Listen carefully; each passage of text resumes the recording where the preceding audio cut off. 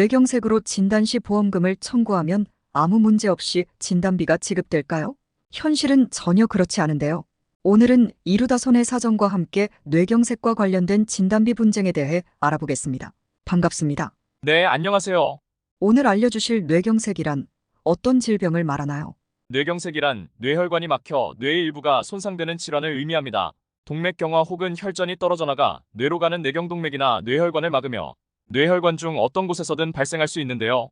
혈관이 막힌 혈관의 위치에 따라 반신불수되거나 언어장애, 시야장애, 어지럼증 혹은 의식소실 등이 발생할 가능성이 높은 질환입니다.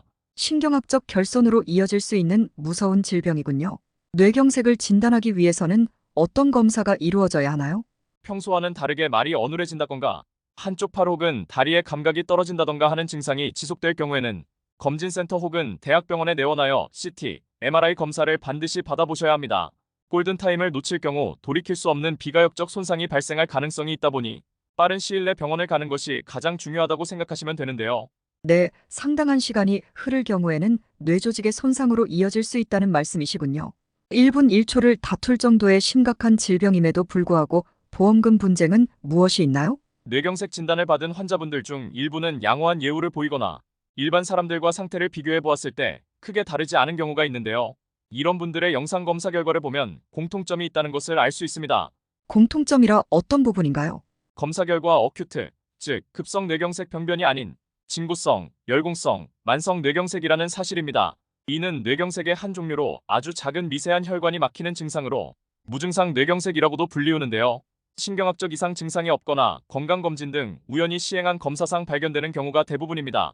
아주 작은 혈관이 막혔다고 하더라도 뇌경색은 맞지 않나요? 네, 맞습니다. 하지만 이를 두고 신경과 신경외과 선생님들 소견이 다른 경우가 있습니다.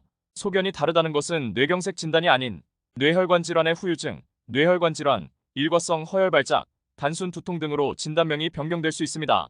진단명이 변경된다면 진단 코드 변경과 함께 뇌졸중 진단비, 뇌혈관 질환 진단비 등의 보험금 수령이 어려울 수 있는 거 아닌가요?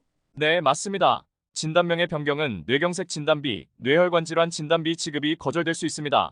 담당 의사의 진단과는 별개로 보험회사 측에서 내부 검토 혹은 의료 자문 끝에 뇌경색으로 볼 수 없다는 식의 통보를 받는다면 소비자 입장에서는 불만을 토로할 수밖에 없고 이는 분쟁으로 이어질 수밖에 없습니다. 뇌경색으로 진단을 받았다고 하더라도 영상 검사 결과에 따라 분쟁으로 이어질 수 있다는 사실을 이번 영상을 통해 소비자분들께서 알고 계셔야 하겠네요. 마지막으로 뇌경색 환자분들에게 한 말씀 부탁드립니다. 뇌경색으로 진단된 환자 중 일부는 후유증이 남을 가능성이 높은데요. 꾸준한 재활치료를 통해 호전되시기 바랍니다. 특히 조금 전 설명드렸던 부분으로 분쟁이 발생할 가능성이 있는지 보상을 이루다를 통해 꼭 상담 받아보시기 바랍니다. 네, 오늘은 이루다 손해 사정과 함께 뇌경색 진단비 분쟁에 대해 알아보았습니다. 시청해주셔서 감사합니다.